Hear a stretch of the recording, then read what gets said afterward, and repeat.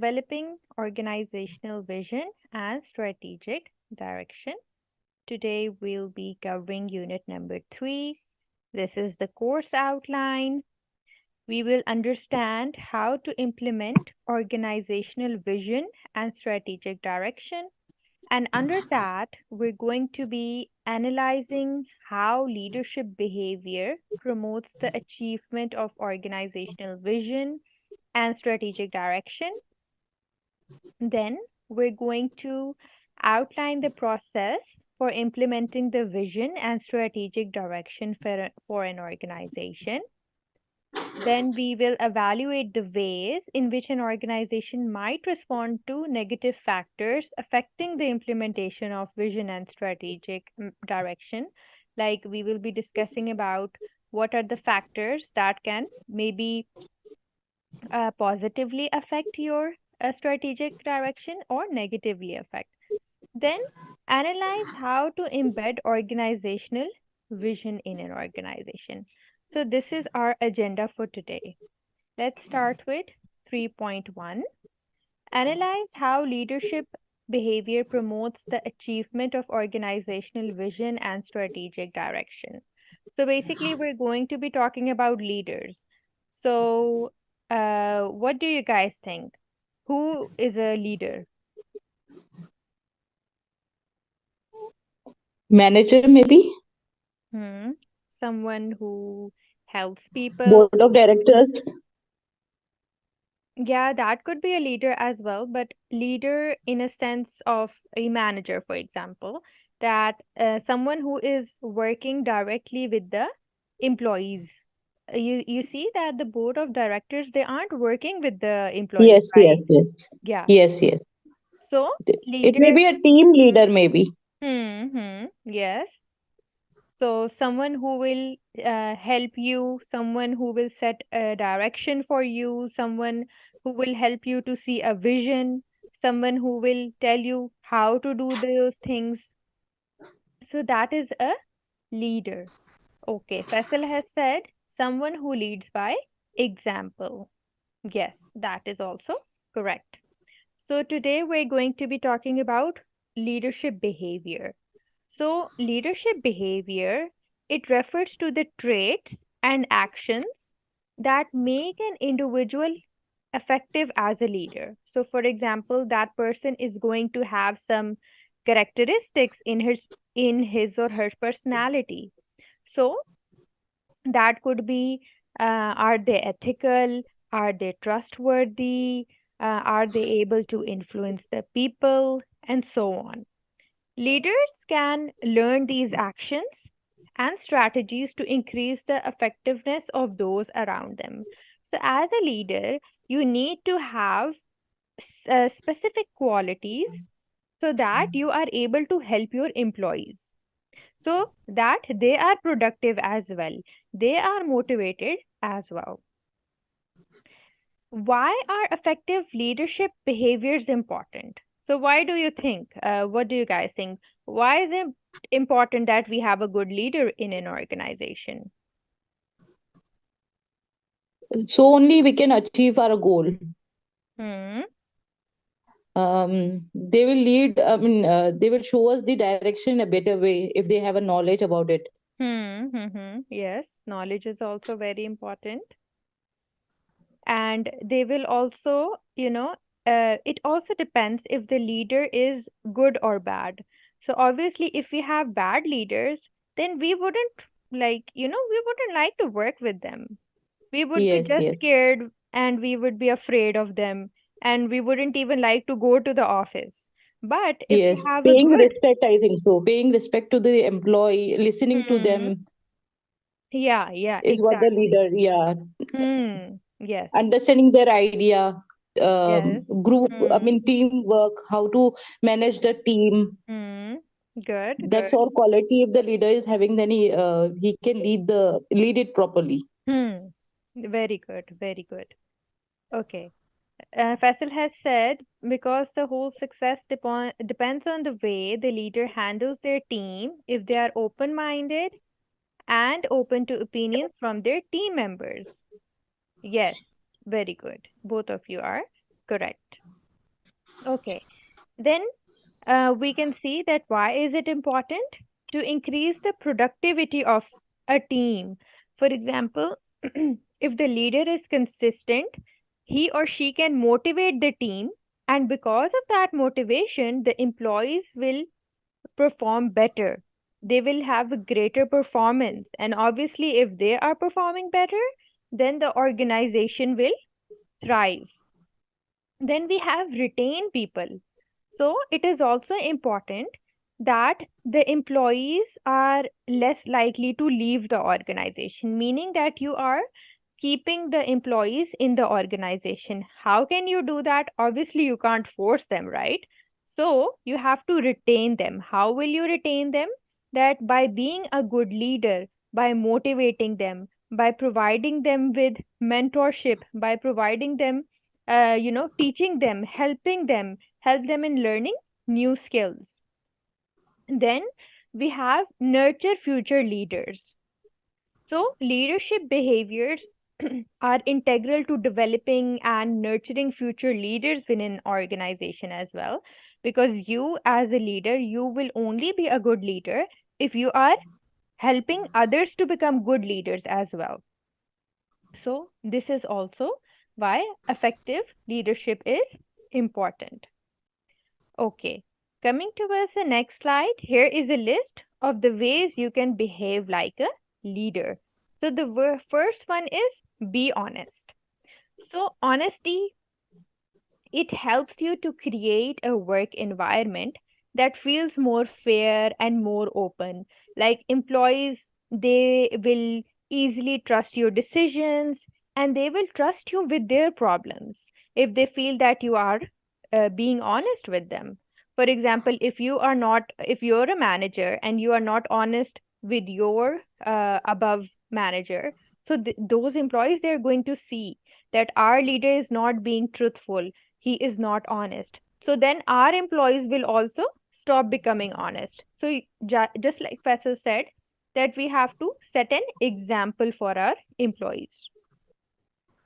Then we have the second point, be confident in your decisions. So, when you're making decisions as a leader, it is very important that you are confident. Like, whatever you're talking about, whatever decisions you're taking, you should you should stick to it. It's not like that you should be aggressive and be stick to it and you don't want to change. You should be confident, but if someone else suggests a better idea, you should be flexible as well, that you should listen to your team members as well. And this way, you can develop trust in your employees. Then we have be approachable. So, if you, like we discussed, that if you are harsh and you're very strict, then you won't be approachable. The employees won't like to come to you, they won't discuss their problems with you. So, you as a leader, you have to display active listening skills. This will encourage communication, and you can employees can ask any questions, and whenever you will be speaking, they will be attentive. And you have to keep your employees informed by communicating with them regularly about what decisions are taking place, what is happening in the organization, so they feel important that this our leader, he is keeping us in the loop. Then we have provide objective feedback. So let your team know that when you expect something from them. So you as a leader, you will tell them that, okay, this is the deadline, this is the work I expect from you, this is the quality, this is the standard, okay? And if there are any problems, you can tell them how they can improve. You can do this by focusing on how to educate them, and rather than punishing them. So even if they make a mistake, you can tell them that, okay, it's fine, here I am educating you, here I am teaching you, I am training you. So let them you know um, understand that, okay, our leader is not punishing us, they are helping us in a constructive way. Like we say, talk about constructive criticism. So it's not like you put down the person. You have to criticize them in a way that is constructive, and they learn from that. Then we have lead by example, just as Faisal said in the beginning. So if your team is required to, for example, stay late in the office, then you as a leader, you will stay late with them. If your team requires to reach a particular goal, then you will help them in achieving that goal. So you're going to help your employees. You're going to stand by them. You're going to stand side by side with them. So, a leader is someone who not only delegates the task, but he helps his or her team as well. And we even talk about the differences between manager and a leader. So, manager is a person who just delegates the task and he's like, okay, now it is upon you what you have to do. I have explained everything, my work is done. But a leader, he or she will delegate the task and they will help you side by side. So, that is a true vision of a leader. Not every manager can be a leader, but every leader can be a manager.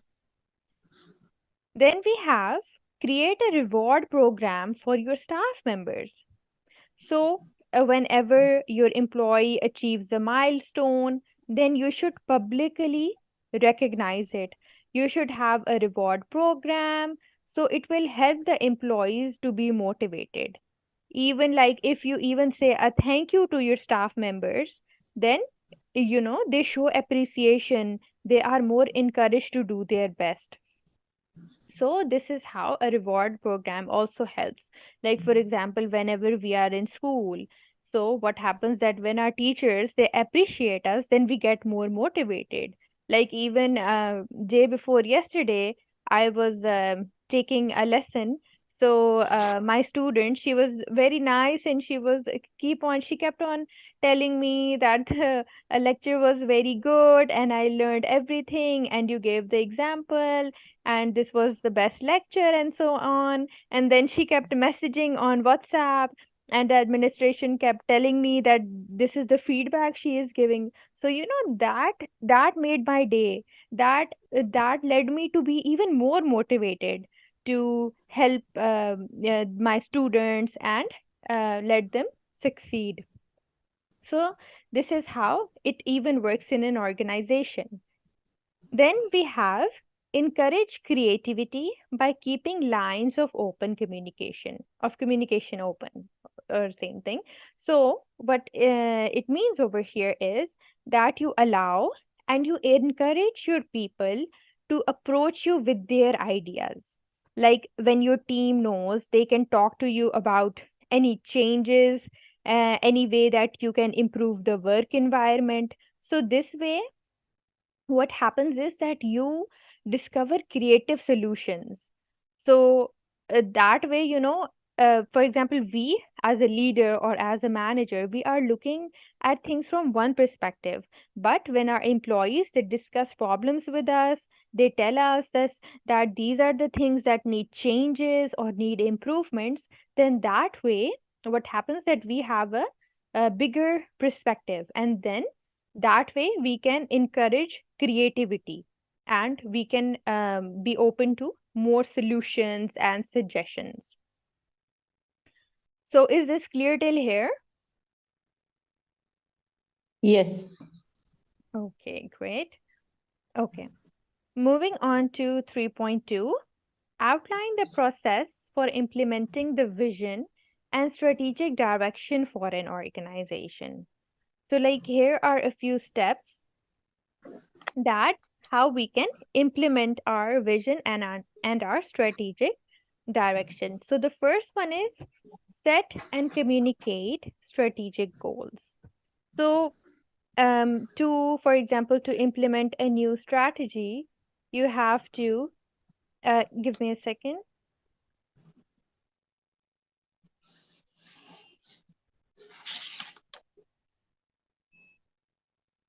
Okay. So To implement maybe a new strategy, you first have to identify your goals. You have to make them clear. You have to see if they are attainable or not. Like we discussed in the previous lecture about SMART goals. So they should be specific, they should be measurable, they should be realistic, and so on. So what happens is that if we have these kinds of goals, then it will be easy for us to attain them. Your goals should include your vision and your mission statements and your long term goals. So, whenever we have a proper, clear picture of what we want to achieve, then it is easy to, implement your strategy that way. Then we have engage your team. So, if you want to implement your strategy effectively and efficiently, then you need to create a proper focus and you have to, drive accordingly. For example, there are many ways in which you can keep your team engaged. Like I have mentioned in the pointers, that the first one is determine roles and responsibilities early on. So, this will help to clarify your teammates' roles, and it will ensure that there are no responsibility gaps. Like now everyone will have they will know that this is our responsibility and everyone will have a task to do. No one will be free, no one will be idle. Then we have delegate work effectively.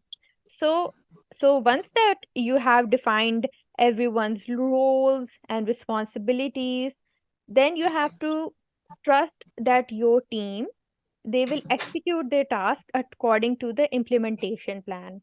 So sometimes there are managers, they micromanage everything. It means that, they're like, okay, they don't let the employees work. They're like, they let them work, but they have a eye on everything. They're trying to help them each and everything, and in turn what happens that they do the work themselves instead of the employee.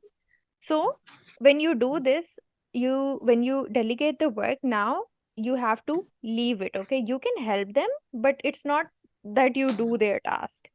So this is how, and after delegating, you have to trust your employees that they will do a better job.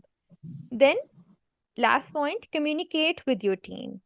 And this way, you need to ensure that everyone knows their individual work contributes to the project. Like, for example, even if I have given a small work to my employee, then even he should know that if it is small, but it contributes to the team. For example, if we take example of theater and sets and how movies are made. So even the janitor who is cleaning that area, he is also contributing to the team. So, meaning that every person matters in your team. And this way, this will ensure that everyone on the team is motivated and they are on track. Then we have step number 3, execute the strategic plan. So, over here, you need to allocate your necessary resources, like how much funding you have, how many resources you have. So, your team can put that strategic plan into action. If you have the right resources, you won't, if you don't have the right resources, you won't be able to achieve your strategic plan. So, this is one of the top priority. So here are a few steps that show that how you can ensure that. So the first one is start with the end in mind. So this way you will be able to effectively align your project's objectives, your milestones, and your timeline. You will know that what is our deadline, where we have to start, when we have to start. Then we have identify available resources. So you're going to see, okay, what is my team's capacity? What skills do they have? What tools do we have? Do we have the available budget? Do we have the machinery or the equipment that we want? And so on. Then we have define a clear project. So this way, you know that what things your project basically needs and when do it needs them. Like this comes into like project management when we do project management. So okay, we have the resources, we have the people, we have the area, we have everything. So you need to define that as well. It should be written somewhere, so you can easily access it, and if any changes are required, you can change that. And then lastly, we have share your project plan. So you need to share it with everyone, that the people that are involved in the implementation process. So everybody knows that how far we have come and what is the progress of the whole strategic direction. Then coming towards step number 4, stay agile. So what happens is that sometimes what will happen that there will be issues coming in, like maybe for example, your employees, they got sick, they got corona, so you have to like but you still have to implement your strategy, so you'll have to make it like, you'll have to be a little bit flexible. This means that you'll have to be a little bit flexible. You will have to create a schedule so you can frequently update your status, your goals, your implementation strategy changes. Like if our employees get corona and we are getting short on employees, and obviously we'll have to change a little bit, changes will be required, so we'll have to do that. So it is saying that whenever you make your plan, it should be flexible. So if any small changes or big changes are required, you can change it and you can tweak it.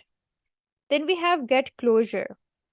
So once you have implemented the strategy, you've connected everyone that is involved in the work. Like implementing a strategy, it isn't like a puzzle that is finished when the last piece is set. It's like they say that it's like planting a garden, and it continues to grow and change even when you think you're done with the work. So this is how strategic direction is. That, like we discussed in the previous step as well, that you have to be flexible. So getting closure from your team will be the second to last milestone of your strategy implementation, and it will be very crucial toward the completion. Then we have step number 6, that is to reflect. So you have to conduct a retrospective to reflect on the implemented strategy. Like you will have to Um, evaluate. Excuse me, miss. Can you explain get closure again? Okay, okay. So get closure basically means that you have to uh, get everyone on the team, like all the people that are involved, all of them have to be, uh, you know, uh, they have to be informed that what is happening when you're implementing their strategy. Like we studied about the stakeholders, that all the people who are involved, who are directly and indirectly related to the business. So over here they are saying that all the people who are related to this specific project of making vision and strategic direction, you have to keep them in the loop. You have to tell them about each and every work, that what is our progress from where we started and where we're going to end. So this is basically in easy words what it means.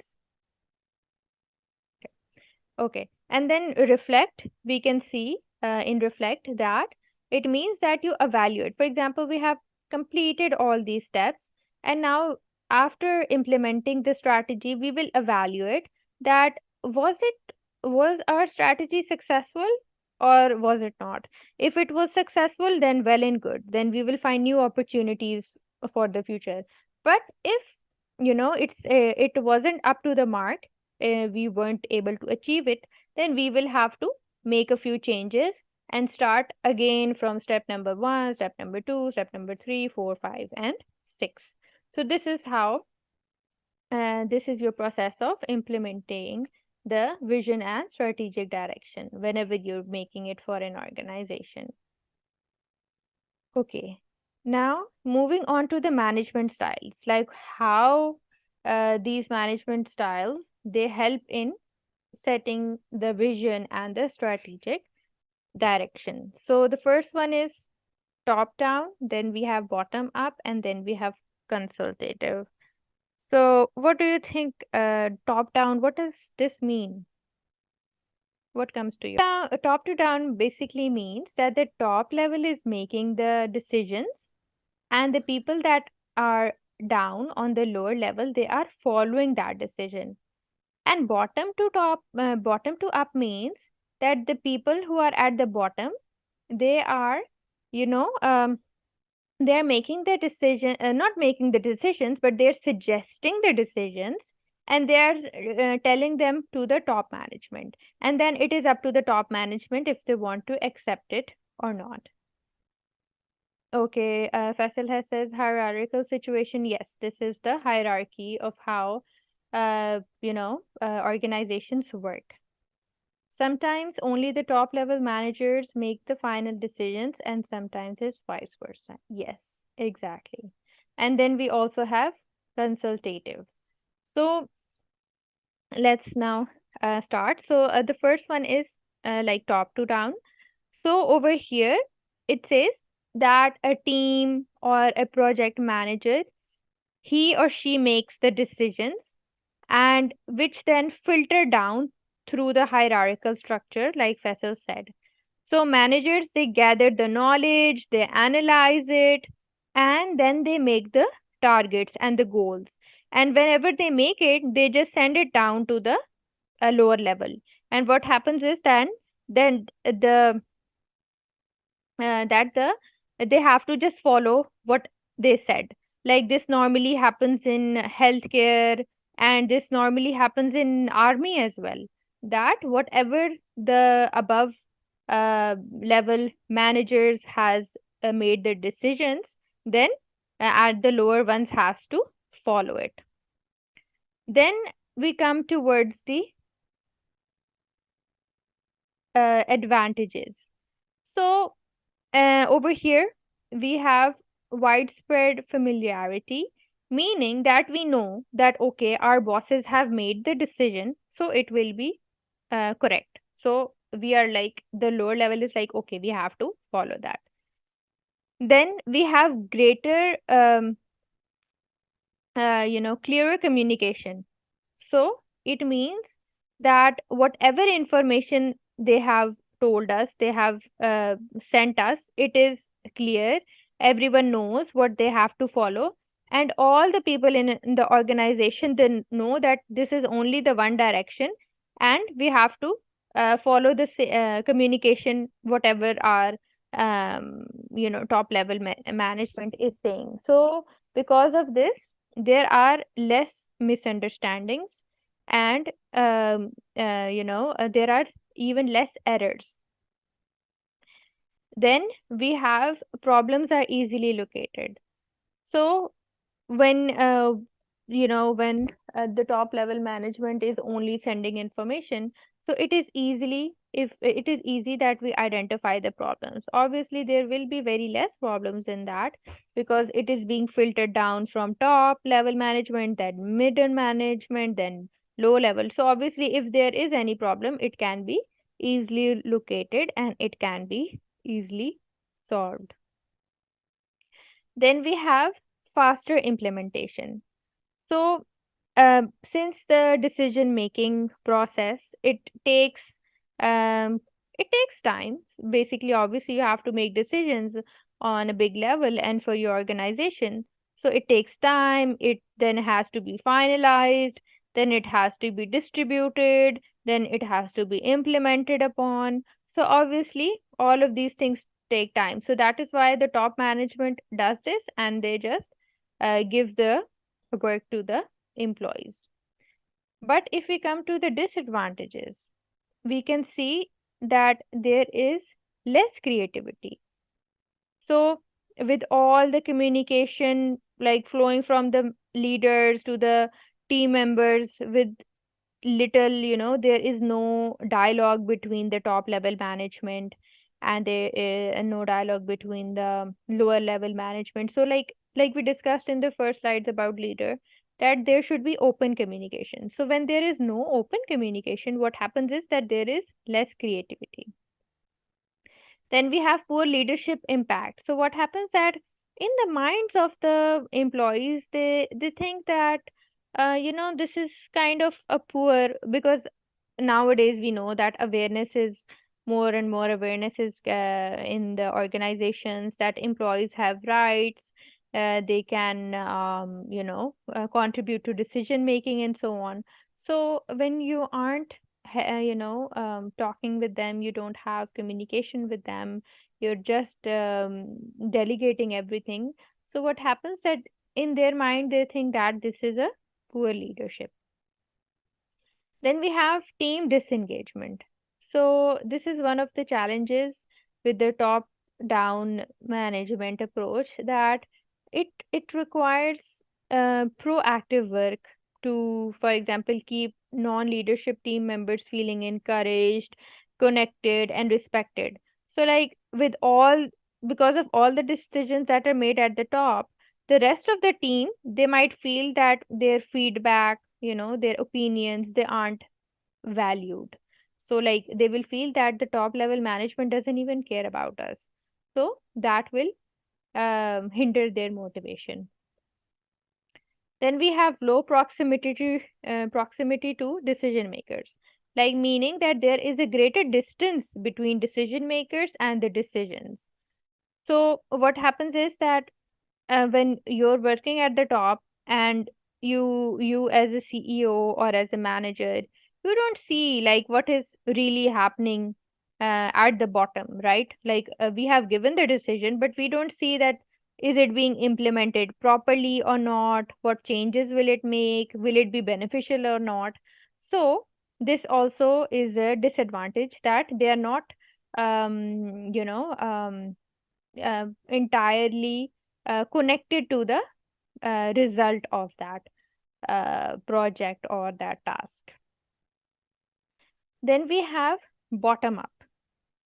So over here, when we are approaching our objectives of an organization, over here a team will collaborate across all the levels of the organization to determine that what steps should we take to achieve our overall goals. So uh, this approach is very new, and it is more formal, and which is why it is more commonly found in many industries nowadays. So what happens is that the lower level management, it is part of the decision making, like not part of it, but it influences the decision making, and then it is up to the managers if they want to accept it or not. So here are some advantages, that there are more informed decisions. So, meaning that whatever decision is taken place, the employees and the managers both are informed about it. So, they are kind of ready beforehand that what they will have to do. Then we have better team morale. So, just as we discussed that whenever you as a employee, you are involved in decision making, then you are more motivated, you are more satisfied. And then we have more room for creativity. So obviously, all the people or the employees, they are collaborating with each other. Managers are also collaborating. Top level management is also collaborating. There will be more creativity. There will be more brainstorming sessions, and this will lead to more creative solutions and more creative opportunities. Then we come towards the disadvantage. So what is happening that when everyone is, collaborating and taking decisions and discussions are going on and everything, what will happen that it will slow down the process. So your decisions that you wanted to take quickly, they will be slowed down. So this is a disadvantage. Then we have shift in leadership dynamics, that it is important to important to give team members the opportunity to provide feedback. So, for example, especially when the leader is in the room, so basically you need to, take care of comfort level of everyone. Not everyone will be willing to discuss, not everyone will be comfortable with that, not everybody wants to become a leader, like, right? Some people are like introverts, they don't want to talk, they just want to do their work. So like we can't force them. So there will be everyone will have different comfort levels. Then we have lack of high level insight. So in many ways it makes sense for project decisions to be made at the project level. However, the projects are still impacted by the higher level factors like the company goals, budgeting, forecasting. All of these things also have to be seen. So these things can also only be seen by the top level management. Like the lower level management, they won't know that what is the main goal of the organization. They won't know that what is our budget. They won't know that what have the managers forecasted. So obviously we can't tell them all the information because it's confidential. So there is lack of high level insight that not every low level or middle level management can look at what the resources of the organization. And then we have the third style, that is consultative management style. So over here, what happens is that the leaders, the consultative leaders, they assume that their team has the capability, they have the knowledge needed to excel at their jobs. While the leader, they have the authority to make the final decision, they prefer to listen to every team member's viewpoint before they act upon that. And they ask employees about their thoughts, their views, their opinions, and they allow them to feel involved. However, what happens is that this will ultimately make the final decision more slow.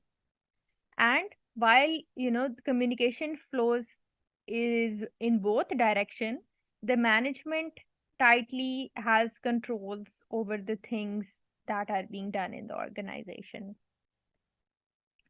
So, a few examples, a few advantages are that it increases employee engagement. So, as team members are often consulted and they feel respected. So, that is why they feel motivated. They feel that they are more engaged.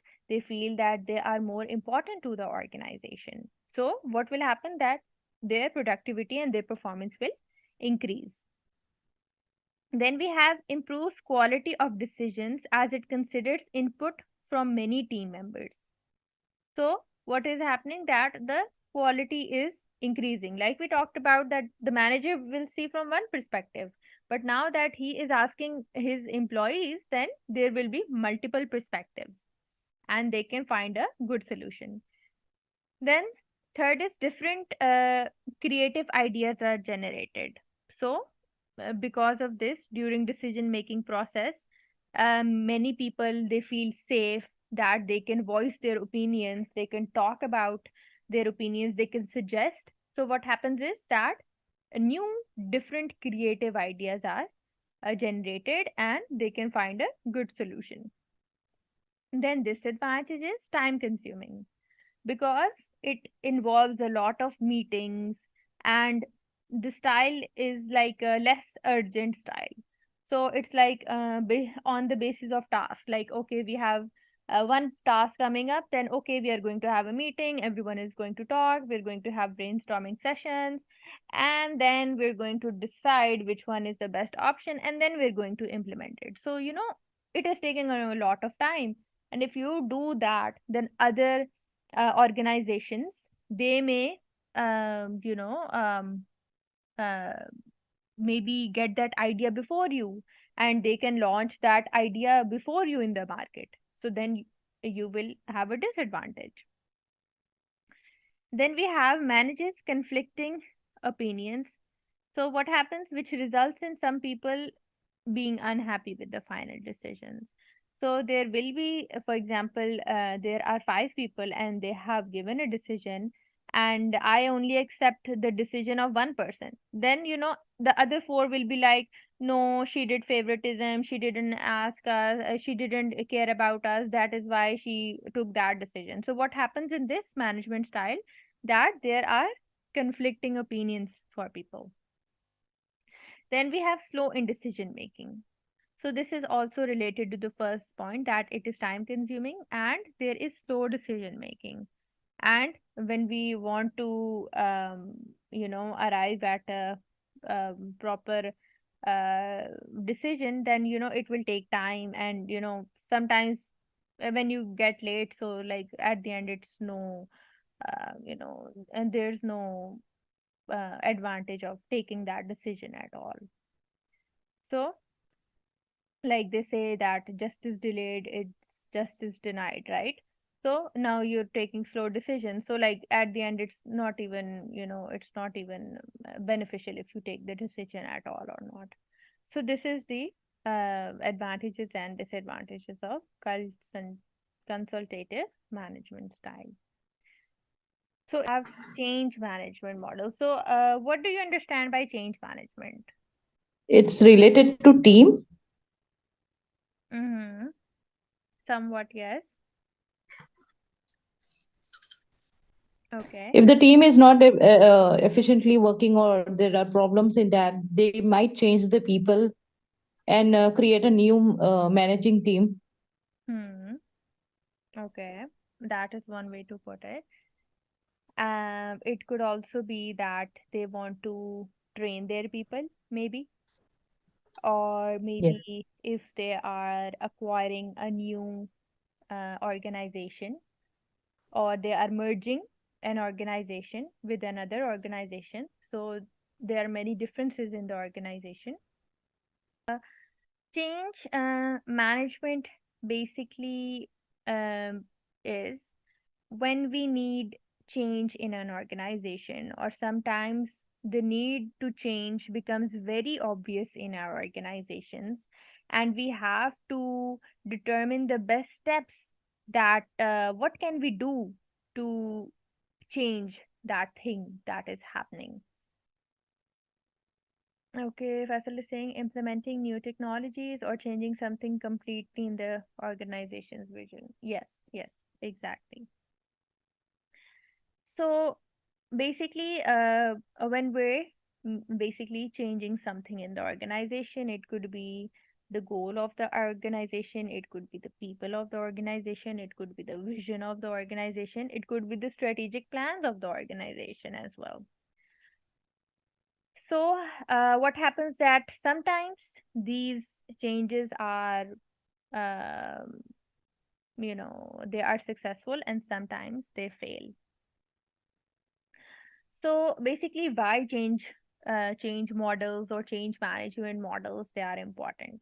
So learning the different change management models, it teaches organizations about the best practices to use in a change project. Like whether you pick one model, or you can even pick a combination of other models as well. So we have different models. Like over here, I have only discussed two models, but I think there are about eight models in total. So the first one is Levin's change model. So Levin's change management model is named after its originator, and his name was Kurt Levin, who developed this in the 1950s. So it divides the change processes into three steps. So the first one is unfreeze. So this is the preparation stage. Like you have to analyze how the things work now. You have to accurately understand what needs to be changed and how can we get our results. In this stage, you also have to make sure make your employees sure that you know like you have to communicate that, okay guys, we have to change something, so we will have impacts on the organization, on the people. For example, if I want to employ automation in my organization, so what will happen? I'll have to fire people. I'll have to um, what do you call make people redundant. And obviously, if I am making a lot of people redundant, then what will happen? They will resist to that change. They will resist to that new thing that is happening. So I have to, in the first um, part of the change management model, I'll have to unfreeze, meaning I'll have to see, okay, is this change even possible in my organization? Do I have the resources to make this change? And I will have to explain it to my managers, to my employees, that I am going to bring a change in the organization.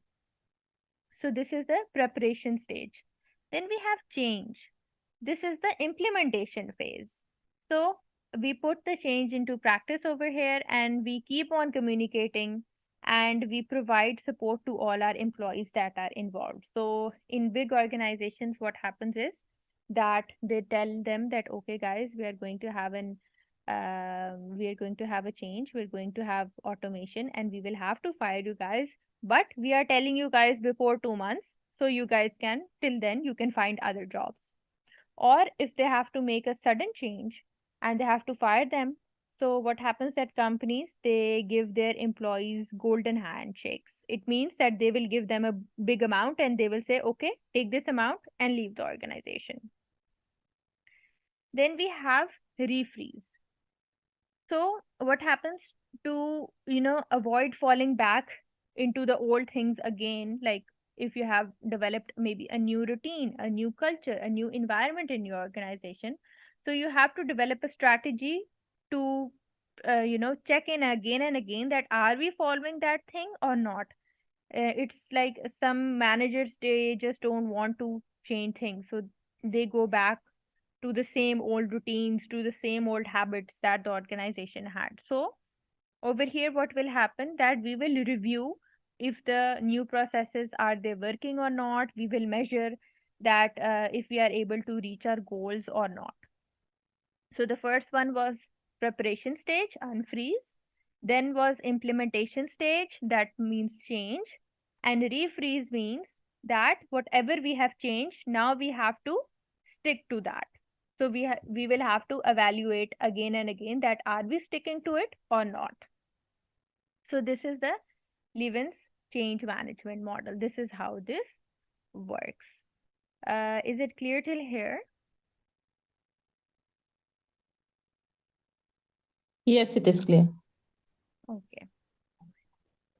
Then we have ADHE change management model. So A means awareness, D means desire, K means knowledge, A means ability, and R means reinforcement.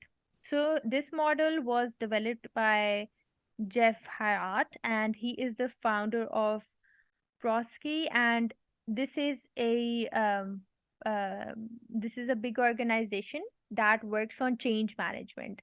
Like if any organization needs change, then they can go to this organization and they can tell them that, okay, this is our problem and this is how can we solve this. So like, they provide them with different uh, you know like they give them suggestions, they help them in changing the organization. So awareness. The first one is awareness, that you have to ensure that everyone in the organization, they understand the need for change. Like for example, over here we understood in the unfreeze process that we have to make them prepared that, guys, we are about to change it. So over here also, that we have to make our employees aware that we need a change and we are going to make a change. Then we have desire. So over here, you have to make your case so that everyone involved wants to change. So you're going to talk to the top level management, you're going to talk to the middle management, you're going to talk to the lower, and you're going to tell them that, guys, we do need this change. It is important for an organization. So you have to make sure that they are involved in this change process. Then we have knowledge. So you have to provide the information to each person and how to accomplish their part of the change process. So you will tell them that, okay, the top level management will have to do these things during the change, the middle management will have to do these things during the change, and the lower will have to do these things. So everyone, they all must have proper and correct information. Then we have ability. So you have to make sure that all the employees, they have the skills and the training they need to successfully do their part. So they should have the skills, they should be able to do that part, whatever they have to do during the change management process. So it could be like anything. Obviously every organization has to change differently. They have different resources, they have different people, different skills, different machinery, equipment. So it varies from uh, organization to organization. Then we have reinforcement. So over here, you have to continue to work with your employees, your stakeholders, even after the change is accomplished. You have to make sure that all the things are being evaluated and you are able to reach your goals. Like over here, we talked about the refreeze. So, in this model, it is known as the reinforcement. So, this is how changes are made, and meaning that first you have to take your people into consideration. Then you have to see if the change is possible or not, and then you have to implement it, and then you have to again and again see that are you able to achieve your goals or not. So, this is the model. Miss, I have a question. Hmm. These management models are these are the ideas. It's kind of ideas, or it's a solving body, like, or it's an organization which solves the problem.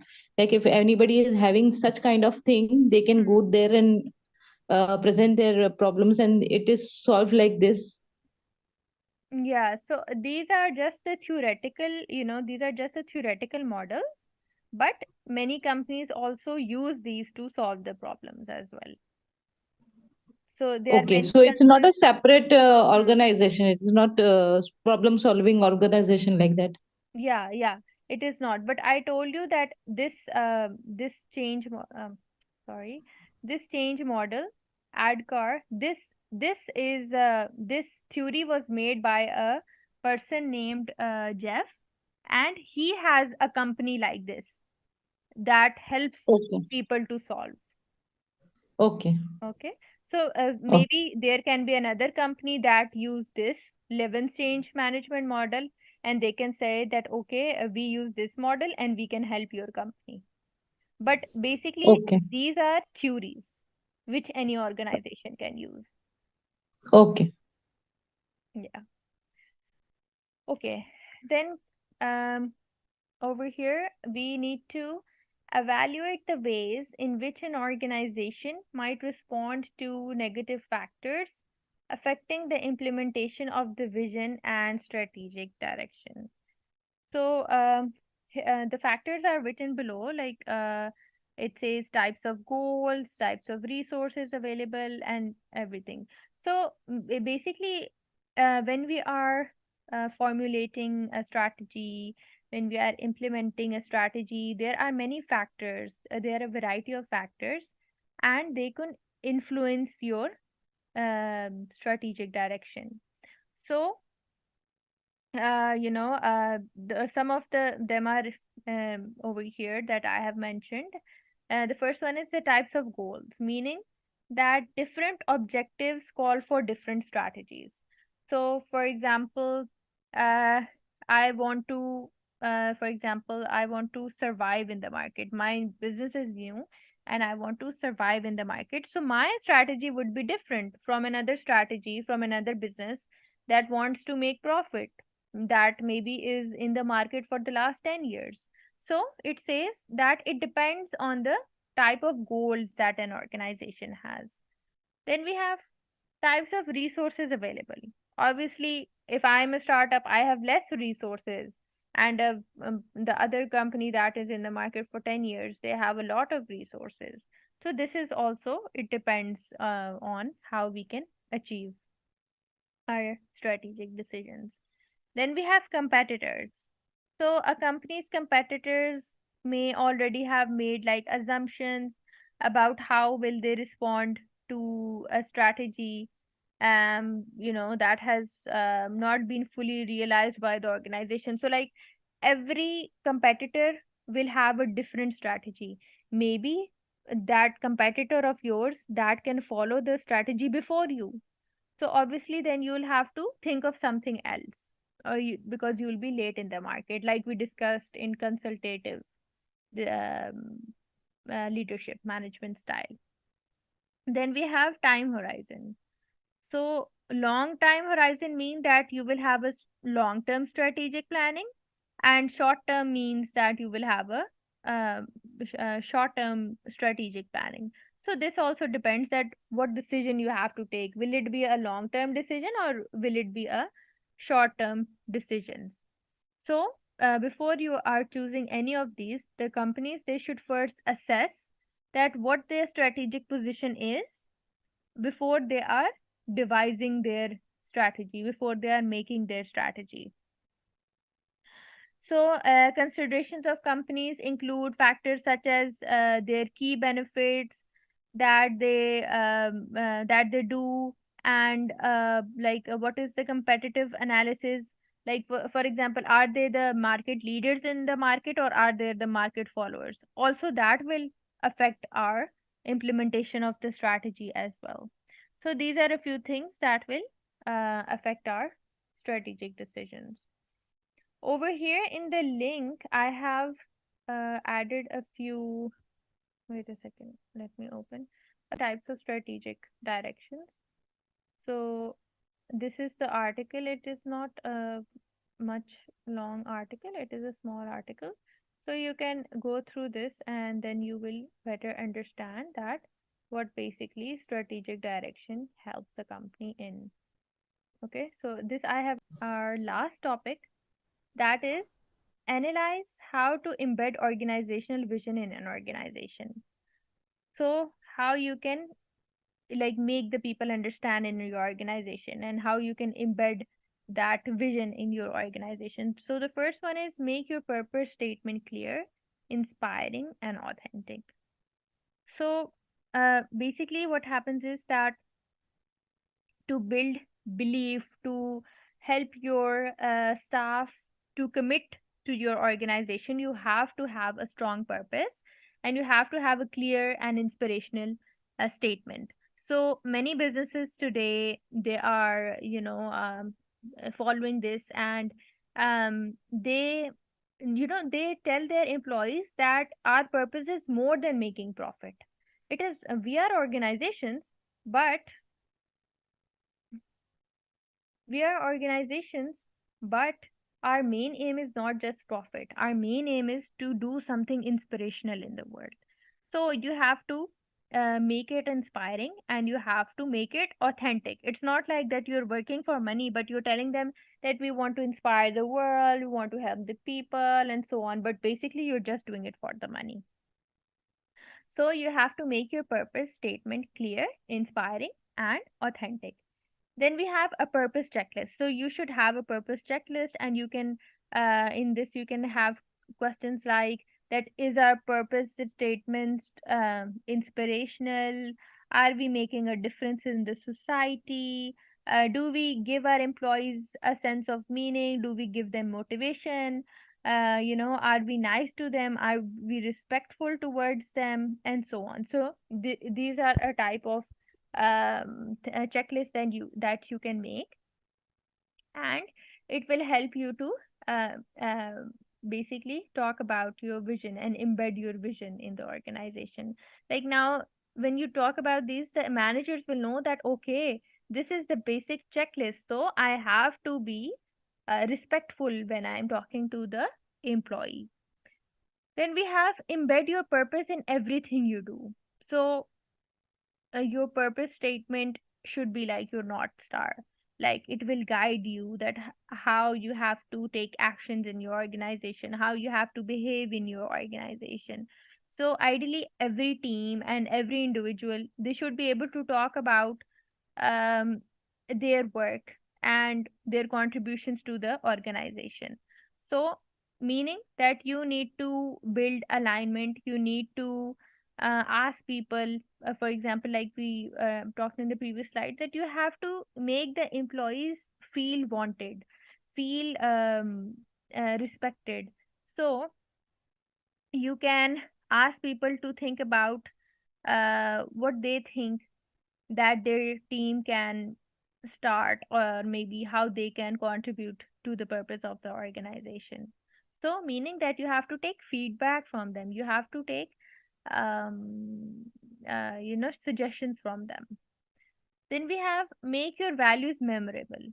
So when you're developing your values, your ethics, so you have to strongly believe in those yourself as well.